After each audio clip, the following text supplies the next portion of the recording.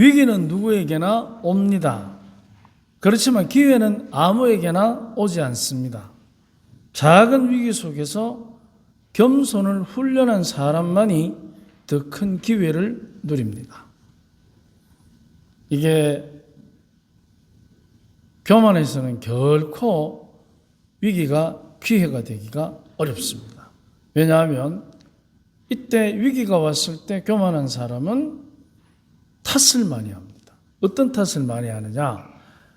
조상 탓부터 해서 자기 탓까지 탓을 하기 때문에 어떻게 되느냐? 현실을 인정 못하는 불만이 쌓이는 거예요. 그런데 겸손한 사람은 탓을 하지 않습니다. 있는 그대로 받아들입니다. 사건이 터지면 터지는 대로. 그리고 어떻게 하느냐? 원인을 분석합니다. 원인을 분석하려면 교만한 사람은 자기 생각대로 남이 탓을 하고 있기 때문에 올바른 현실에 입각한 정보가 수집이 안 됩니다. 자기가 탓할 근거만 찾기 때문에. 그런데 겸손한 사람은 있는 그대로를 받아들이기 때문에 그때부터 정확한 정보를 다각도로 다양하게 다량의 정보를 수집합니다.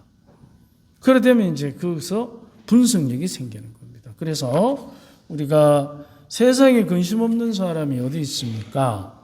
근심은 없는 날이 없겠지만 혹시 근심이 아니라 내가 변화되기 위한 기회로 선용한다면 어떻게 되겠습니까? 이게 이제 겸손한 사람의 위기와 기회를 바꾸는 지혜입니다. 근심을 위기로 받아들이는 것과 기회로 활용하는 것은 엄청난 차이가 납니다. 처음에는 근심을 위기로 받아들이기가 쉽습니다. 하지만 근심 자체를 두고 고민할 것이 아니라 그 원인을 찾고 변화를 염두에 두어야 합니다. 우리는 많은 경우에 근심이 다가오면 근심 자체를 가지고 끙끙거립니다. 끙끙거리다 못해 나중에는 어떻게? 징징거립니다. 온 동네 찾아가면서 내가 이렇다고. 그런데 징징거려 봐야 아무도 그게 답을 못 줍니다. 왜? 자기 인생이라는 텍스트, 자기 인생이라는 삶의 궤적 때문에 어느 누구도 거기에는 개입할 수 없습니다. 그런데 좀 알아달라고 개입해달라고 징징거리기 시작합니다. 끙끙대다가 못해서. 그러면은 힘듭니다. 징징거리는 그 순간에 모든 가족들이 그 징징거림에 매달려야 되고 전전긍긍하게 되는 거예요. 이제 끙끙대다가 징징거리다가 모두가 전전긍긍하는 거예요. 그렇게 되면 해결이 안 됩니다. 그래서 근심이 닥쳤을 때 원인 분석을 하면서 가장 피해야 할 것 중에 하나가 있습니다. 쉽게 남이든 자신이든 탓을 하는 것입니다. 즉 원망과 자책입니다. 원망과 자책은 둘 다 책임을 회피하는 것입니다. 원망은 근심에 대한 책임을 남에게 떠넘기는 자기 회피입니다. 그 사람 때문에. 결국은 네 때문에. 그런데 자책은 또 자기의 부족함으로 책임을 면피하는 비겁한 겸손입니다. 나는 원래 태어나기를 흙수저로 태어났어. 나는 태어나기를 폭력 있는 아버지 밑에 맞고 컸어.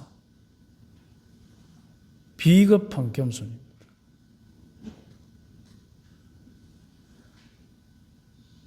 자갈 같은 책임을 회피하면 바윗돌 같은 책임이 기다리고 있습니다. 왜냐하면 책임을 회피하는 비겁한 겸손은 책임지는 실력을 저하시키고 원인에 대한 정보 수집 과정에서부터 편견과 선입견 속에 빠지게 합니다. 선입견과 편견. 우리는 편견을 다 갖고 있습니다. 야, 본당에 형제님 한번 새로 왔는데 일 잘할 것 같더라. 우리 한번 만나보자. 잘나비면 잘난 값을 하는 거 모릅니까? 안 그래요? 안 겪어봤어요? 잘난 거는 잘난 값을 합니다. 어리석은 거는 뭐? 어리석은 대가를 지불합니다. 그렇기 때문에 잘난 거 좋아하지 마. 반드시 값을 합니다. 어때? 값 안 합니까? 왜냐하면 원인에 대한 정보 수집 과정에서부터 우리가 편견과 선입견에 빠져 있는 거예요. 그래서 어떻게 하느냐? 편견이 계속해서 쌓이면 이제 선입견이 됩니다. 그래서 선입견은 두려움과 기대를 만듭니다. 그래서 섣부른 기대, 아주 위험한 유혹입니다. 저 정도 되니까 뭐 안 하겠나? 우리 총회장님이니까 뭐 이번에 잔치할 때 한 100만 원 내놓겠지. 야, 신부님 능력 있으면 말도 잘하고 살아봐라. 자신의 직무에 적합한 책임을 적극적이게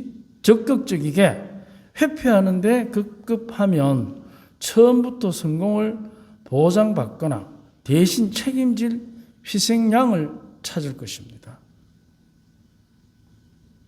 만약 이런 지도자를 만난다면 모두가 피할 것입니다. 희생양을 찾고 회피하는데 급급하면. 그런데 서로 이런 상황이 온다 해도 그 지도자에게 맞는 계획을 세워야 되책이 되지, 비난하고 아무것도 하지 않는 건 역시 책임을 전가하는 비겁한 겸손입니다. 우리는 아주 쉽게 자기 탓과 남 탓으로 이 비겁한 겸손을 드러낼 때가 많습니다. 나는 원래 실력이 없으니까, 나는 원래 체격이 약하니까. 그러면 약한 줄 알았으면 지금까지 뭐 했어? 이런 물을 때 뭐라고 대답해야 됩니까? 나는 약하니까. 그래, 약한 거 아는데 그럼 뭐 했어? 약하니까. 그래서 우리들에게 이 진정한 겸손이 아닌 것은 굉장히 위험한 선택이 될 수 있습니다. 비겁한 겸손을 벗어나서 일상의 근심으로 변화의 권력을 키우는 기회를 만들어야 합니다. 이게 바로 이제 주님께서 근심하지 마라 하신 이유입니다. 그런데 근심하지 마라 하시고 그 근심을 하지 않도록 하는 대책을 우리에게 분명히 말씀하십니다. 그게 뭐냐면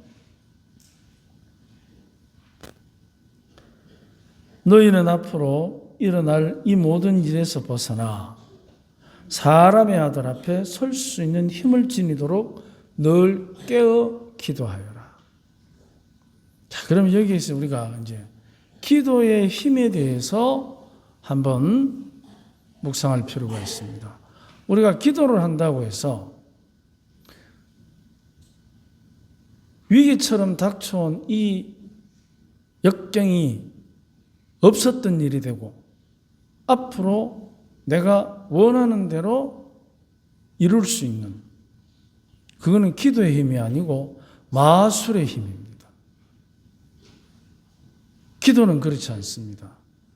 깨어 기도하는 그 기도는 일의 해결이 아니라 일을 해결하기 위해서 나에게 닥친 모든 역경 앞에서 그야말로 변화를 향한 활력을 얻는 것입니다. 하느님은 해결사가 아닙니다. 내가 저질러 놓고 당신이 해결하시오. 해결됩니까? 자고 올려놓으니까 부도난 게 막아집니까? 그것은 마귀의 기도입니다. 하나님은 해결사가 아니라 우리의 창조주이십니다. 그렇기 때문에 우리가 그 하느님의 모습을 닮아서 나에게 다가온 역경을 창조적으로 해결할 수 있는 에너지를 주셨고, 그리고 늘 깨어 기도할 때마다 그 활력을 주실 것이기 때문에, 그래서 너의 문제는 너가 해결하는 거예요. 그게 자유를 가진 사람의 합당한 삶의 태도입니다. 그러면 해결사이신 하느님을 원한다면 그분이 해결하는 대로 따라갈 것입니까? 그 자신 있습니까? 십자가가 더 무거워질 텐데. 하느님께서 예비하시는 대로 우리가 안 따르지 않습니까? 그래서 그 역경이라는 것은 바로 여러분 앞에 보면 성경 그림자 보이죠? 너희는 멈추고 내가 하느님임을 깨달아라. 안 멈췄잖아요. 안 멈춰서 그 역경이 생기지, 멈춰서 그 역경이 생긴 건 잘 없습니다. 그렇기 때문에 멈추지 않은 것에 대한 철저한 회개, 그게 바로 깨어있는 기도입니다. 그래서 우리가 어려움이 닥쳐올 때 바로 근심하지 마라. 그것은 그 근심을 근심으로 두지 않으시겠다는 약속의 말씀입니다. 우리 안에서부터 우리가 늘 일상에 찾아오는 근심거리들이 우리를 허물어뜨리지 않도록 늘 깨어 기도합시다. 그리고 그 기도는 하느님의 뜻을 이루도록 하는 기도. 힘겨운 일이 없어지고 내가 원하는 대로 되는 것, 그것은 기도가 아니고 기대입니다. 기대. 기대하지 말고 기도해야 됩니다. 그래서 우리들이 가끔 섣부른 기대로, 그것도 우리가 하는 기대는 편견과 선입견이 만들어낸 합당하지 못한 기대입니다. 그걸 가지고 다른 사람을 판단하고, 당신 왜 그러냐고, 너는 왜 그렇게밖에 안 되고, 나는 왜 이렇게 태어났느냐고 징징거려 봐야 이미 섣부른 기대잖아요. 편견과 선입견이 만들어낸 기대. 그러면 기대라는 것은 내 눈앞에 닥친 현실입니까? 비현실입니까? 현실이 아닙니다. 우리는 그걸 가지고 상대와 자신을 쉽게 판단합니다. 당신 왜 그러냐? 그래서 올 대림절에는 대림, 그야말로 깨어 기도하면서 주님의 뜻을 기다리는 것이지 헛된 기대로 이 대림절을 보내지 않았으면 좋겠습니다. 우리에게 다가오는 모든 일들이 기대가 아니라 늘 깨어 기도하는 힘으로 정확한 원인 분석과 그리고 변화를 향한 끊임없는 활력을 주님께 청하는 대림들이 됩시다. 아멘.